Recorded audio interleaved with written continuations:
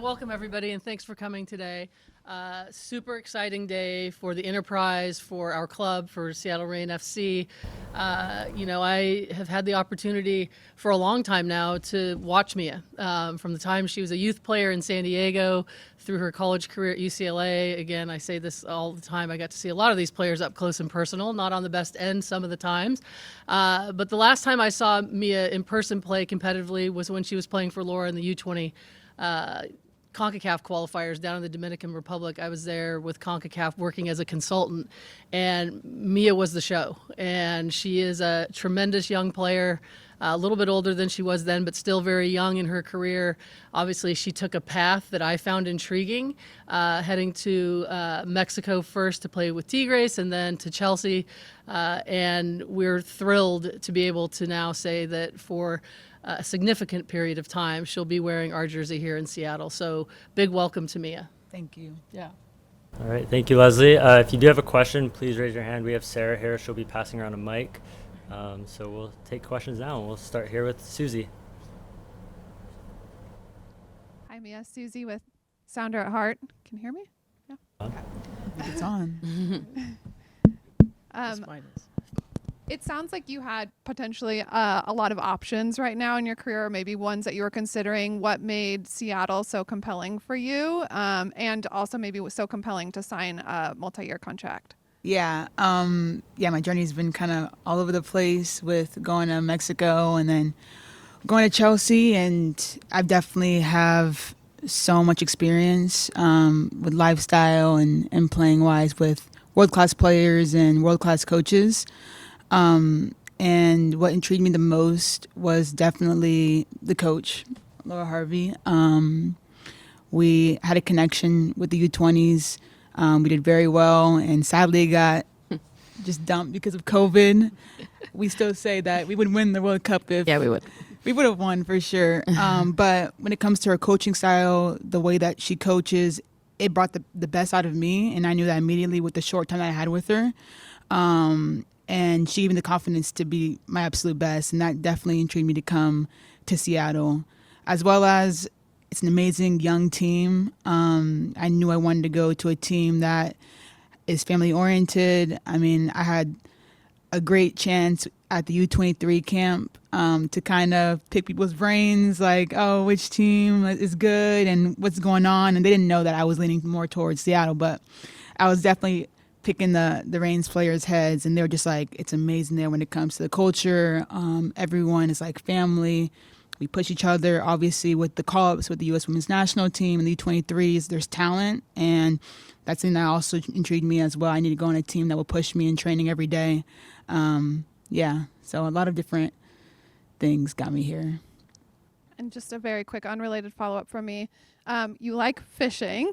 Your nickname is not just tied to Fishel. Yeah. What kind of fishing do you like to do? And have you kind of been starting to explore options here? Definitely. I fish salt, freshwater. I was fishing when I was like 5, 6 with my dad, so I just have great memories with him.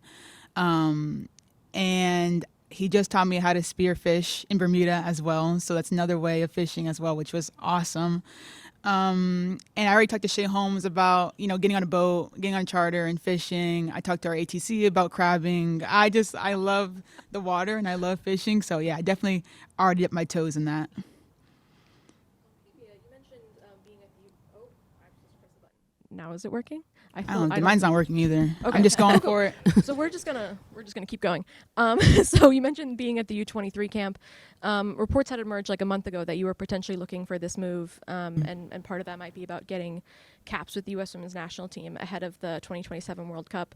Did any of your decision have to do with the Reign's recent success, getting those call-ups for young players like Jordan Bugg and Sam Meza, and obviously the other players you were with at the U23 camp? I wouldn't say necessarily like that kind of made me choose Seattle Reign. I think that I was honestly looking for like the best club. I opened up to everyone. Whatever's the best, I will always, go with my gut and what I think is the best for myself. Obviously, it is nice to see players like Bug and Maddie and Sam going to U23's camp, and I think just it adds the value to it that I was already thinking about other than that. So it definitely helps, but I guess it wasn't my main kind of thing. And then obviously there's a lot of understandable hype around this move. How do you feel about that sort of pressure and expectation? How do you handle that? And then Laura, on your side, how do you sort of help manage those expectations? Yeah, I'd say, I mean, I've been having pressure since I left UCLA going to Tigres. I mean, that was like, I think the biggest backlash. They weren't expecting that move. Obviously, the league wants, homegrown players there. So I'm used to the pressure. I'm used to showing up in big moments. And I think that's who I am as a player. Like, I want to be in the big games. I want to be the one the ball gets to when it's the last minute of the game. So it's just part of my DNA. And this is, no different. All right, just a friendly reminder, too, for media members, if you have a question, please raise your hand. We'll have Sarah bring a mic over to you. And also just a reminder to maybe say your name, introduce yourself and your outlet. Jada, we'll take you next. Sorry. About pressure, right? Yeah, I think the thing that we do at this club is, and me and Mia have had this conversation, is we're invested in Mia for the long term, right? And if she can hit the ground running and come in and be unbelievable from day one, great. But I think we know, one, she's on a journey. Two, and we've had this conversation, Mia's potential is so high, and now it's about the journey of getting it where we all believe it can be. And that's why the investment is not just about tomorrow, it's about the long term, and showing up for what that looks like. And I think the internal side of it is, it doesn't really matter who you are in our environment. Like Mia's already touched on it, she's only been here a couple of days, and it's that family environment. Everyone opens up to everyone else, no matter if you've been here for 1 minute or you've been here 13 years. It tends to be the same outcome for everybody, and that's what we want everyone to feel like. So hopefully we can continue that environment and keep that culture going.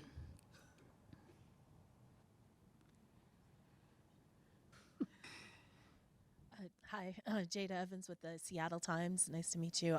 Me too. I wanted to ask a little bit about Chelsea. Did you feel that you wouldn't be able to grow the same, I guess, there? Or can you kind of talk a little bit about that experience with you? Yeah, Chelsea was an amazing experience. Obviously, Emma and Denise recruited me there, and I was quickly developing my game, just being around world-class players every single day. Training, it's what every footballer wants to do, and especially it was my dream club growing up, so it was amazing. Unfortunately, I had my ACL injury, and that was really hard. I learned so much about being a professional and taking care of your body, strengthening it, and I feel like me as a player is night and day. Like, I'm quicker, I'm stronger, I'm mentally stronger as well. So now it's about being back, and I feel like on a team like Chelsea, you don't get as many opportunities. And I feel like even though I was doing really well and doing all that I could, just wasn't enough for the coach at the time. And I wanted to obviously be on a team that values me and respects me and knows my talent and will use it. So I also want to be on the U.S. Women's National Team. I know how big playing time is. So that definitely helped with my decision to leave Chelsea. And then you mentioned the ACL. Where do you feel that you're at right now in terms of game fitness kind of level? Yeah, I've been ready to go since January, but I didn't play until March because there's no rush. There's never a rush. When you rush, bad things can happen. We all know that, and I'm in it for the long run. So we're just continue to grow my fitness and get back to being fully fit, but I feel good. My knee feels good, and I'm happy. My name is Mel, and I'm with Zuma and the Royal Guard.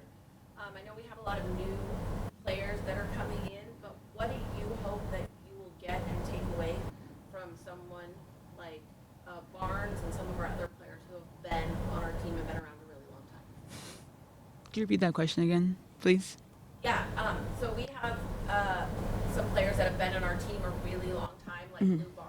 Yes. And some other players that are quite older, have been around a long time. What do you hope to gain from working and playing alongside them? Oh, yeah. I'm like a sponge. And anywhere I go, like, you naturally want to go towards the one that's been there longest. And Lou has definitely, we've texted and we've connected. And, she's telling me also how we play. And, even before Laura started talking to me about it. And it's just that kind of seniority that you just kind of gravitate towards, and she wants to bring me in as quickly as possible because the quicker that I get, used to the style of play, the team is when I'll perform the best. And it's been like amazing just to connect with those older players and kind of gel together off the field.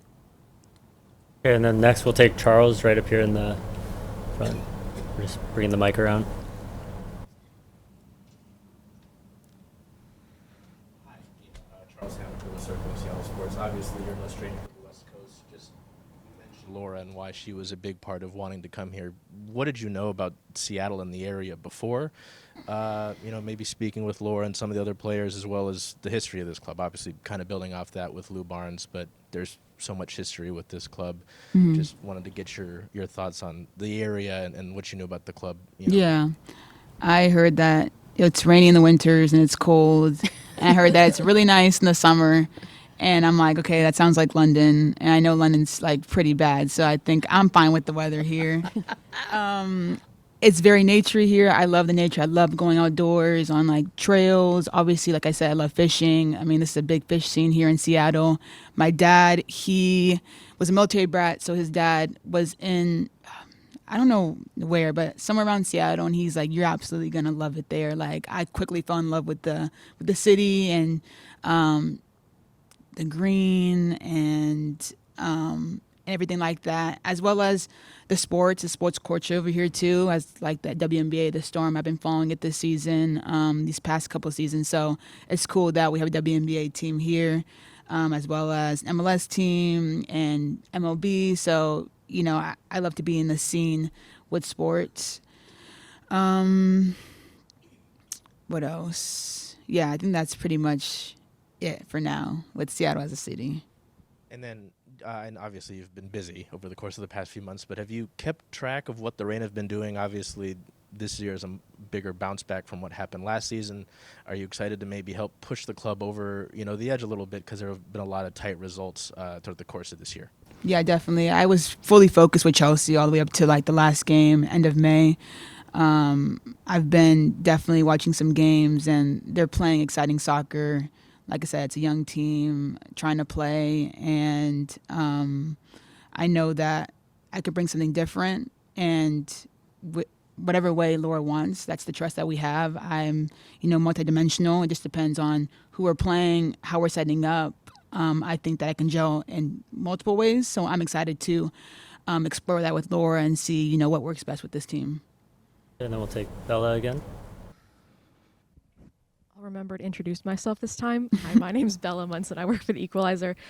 Just wondering, how long have you been in Seattle so far? It looked like you trained, but just how long have you been here? What have you done so far? Sneaked her in, Bella. I'm just wondering. I've been here for like 2 days. Like I just arrived. And what I've been doing, I've been getting into a new apartment. I've been unpacking. I've been trying to learn everyone's names on the team. I'm just trying to get that down. Like that's like the worst. The most awkward thing is not knowing someone's name. So I'm like, okay, I need to like get it down. Yeah, that's what I've been doing so far. Do you have things you're like most excited to do? Because you're here during the nicest weather Yeah. possible. Like this is peak Seattle weather. Do you have things you're excited to do? Because it's sort of in a break before return to NWSL play. Yeah, I'm just kind of leaning towards my teammates on this one. Like wherever they go, I'll be there. That's just kind of the, what you do as new players. You just want to be with your teammates and grow that connection off and on the field. And then for you, Laura, obviously Mia's very capable of playing as sort of a true number 9. Had also talked while she was at Chelsea about sort of growing up more as an attacking midfielder. Just where do you sort of envision her fitting into this lineup? Obviously, you have players who have to come back. You have to fit everyone back in. Yeah. But what is your sort of vision for how she fits into this attack? Yeah, I think obviously with the formation we've predominantly played this year, forwards can play either centrally or a little bit lower, dependent on what we see from the opponent and what we think needs to work in that game. We've sometimes played with a lone 9. We've sometimes played with 2 9s higher and a lone 10. And we spoke about it a little bit today on working out which one suits. And it might be dependent on who Mia's playing with, who the opponent is. But what I love is we've got that flexibility, right? And we've got a really tough 12 weeks that are about to hit us come August 1st. And knowing that we've got a roster that can really compete game in, game out is really exciting. All right, and then we'll take Susie, and then Jeremiah, and then Jada. Go ahead, Susie. This question's for Laura, maybe Leslie too, if you want to.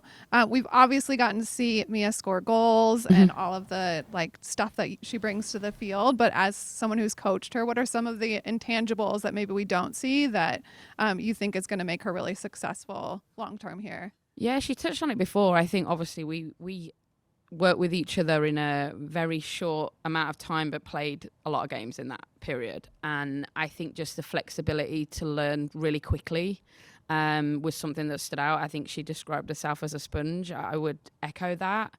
And a drive, a real drive to want to be the best she possibly can be. And when you're working with a player like that, you just lean towards that because I want everyone to be the best they can possibly be. And if we can help develop her in any way possible, we want to do that. So I think they're the big tangible things. And I think the other thing about me is a great person, already fitting in with the team straight away. Obviously a few friendships from different pathways, cares about things off the field that I think really link to this city as well. So I'm excited to see how she can really put herself in the community because I know they're going to love her. I just, from a playing standpoint, what I've observed with Mia is a uniqueness in ability to finish, and that's to be that person and to want that on you is unique in our game. And those are the type of players you're always looking for, is the ones that want it on them all the time. And even as a young player, she's not shied away from being the go-to, and she finishes in different ways. That's the thing. She's not a predictable player that anyone's going to be able to look at and say, oh, this is how you take Mia out of the game, or this is how. She'll find a way to make you think differently. And that to me is really, really exciting in our game. And she's one of those players I feel over time our fans are going to learn to be on the edge of the seat anytime she's in and around the box. And the Sellies are solid. Yeah. Jeremiah, Sounder at heart. I'm just curious, what did you learn about yourself and how did your game sort of evolve by playing in Mexico, by playing in England, and how that kind of changed your trajectory as opposed to going straight into the NWSL? Yeah, it's natural, going from college to pro, it's already a natural jump with the speed and, how the different leagues play. It's definitely different from NWSL to WSL and Mexico. And I feel like that experience has enriched me as a player in just different situations. I can bring something different in the WSL just by my experience of being in Mexico with more technical ability, more flair. And then you have this kind of sophisticated soccer in the WSL where it's more of like a chess match. And then, now I'm coming to the WSL, which is kind of known to be athletic and more transitional. So I think the experience from Mexico and Chelsea just kind of make me more confident in my game. And that's kind of like the underlying thing as well, is that you go into these leagues and teams who know you but don't really know you, and you gotta kind of show them how you play and who you are as a person. So I think if anything, it just made me more confident from every jump, and now I have this more overwhelming confidence in myself from all that I've experienced overseas. Leslie, for you, obviously, since you've been here, the club's been able to add players that are impacting the club now and ideally through the future, with Mia being the longest contracted player on the roster. Obviously, I'm sure there's more work you want to do. There will be more work as the years go on. But how happy are you with the sort of current players and the foundation that you're building for this club to not only succeed in this season, but for years to come? Yeah, I look at it as a foundation that we're all building together. As you know, my time here at the club has been two different halves, if you will. The first half was a little bit of a challenge. The second half so far has been more exciting for me to be able to work together in alignment with Laura and with Adrian on the project itself and with Maya. And the trust that we're building in one another to go out and look at what it is we want to do with the Reign. One of my big things from the beginning was to keep the DNA of who and what this club has always been. And that's been with our veteran players that many, with the retirement of Pino and and Jess Fishlock still being on the roster and Lou still being on the roster and some other real veteran players, adding Lynn as another leader. Sophia Huerta now has been someone that's been in the league a long time. This club is one in the uniqueness that the young players that have come into this club who've either trialed or been wooed by other clubs say that the experience here is different, and that is because of our veteran players. They come in and they feel a comfort level in being themselves. They feel a comfort level on the pitch, off the pitch, because it's a team that knows to win, it takes a team effort. And so we've quickly found ourselves in a position where 1 year out from signing a Jordan Bug, who's now had a cap with the full team, we're, hopeful and not taking all the credit because it's on Jordan. But we've put them in an environment, Laura's put them in an environment that is helping them thrive quickly. And our players, their teammates, are helping them thrive. And to me, I think that's the most exciting thing about this club at this moment is we can see the progress. We can feel the energy and the culture building in a positive way. And I'm happy to be a part of it. And I'm thrilled that Mia believed in, that with us. And now she knows. And again, I'll go back to it. She wants it on her. So, she knows, and as any player does, that at the end of the day, it's us putting them in the environment, supporting them in the right ways, listening to them, communicating on a daily basis as to what their needs are, but at the same time, letting them go and saying, okay, you're here, let's do this. And that to me is thrilling. All right, and then we'll take Jada. Laura, I wanted to ask the friendlies that you have later this month, are those possibilities for Mia to play in, or what kind of game plan do you have early on to see her on the field? Yeah, I think it's a day-by-day decision. I think obviously we're conscious of the transition can always be challenging, coming back to a different club and getting acclimatized with everybody. And I think we're very conscious that we've got a big 12 weeks coming up after the friendlies, that we want to try and hit the ground running as quickly as we can, but we want to make sure that we have everybody as best fit and healthy as they possibly can be. And if that means getting Mia in the friendlies because she needs the minutes, then we'll do it. If we feel that it's a little bit too soon, we might not. But obviously we'll speak to the high performance staff and make sure that we're just on the right pathway, that we can get Mia in the best possible position to be able to play the most amount of minutes possible throughout this big 12-week stretch that we've got coming up. And then Mia, you mentioned spearing. So spearing fish, when was this, and how does that come to? So I was in Bermuda for vacations. Yeah, recently, a couple weeks ago, and my dad's out there building out a business right now with rental electric paddle boards. So I was gonna pop by there and see him. And I told him, I was like, when I get to Bermuda, you are teaching me how to spear fish.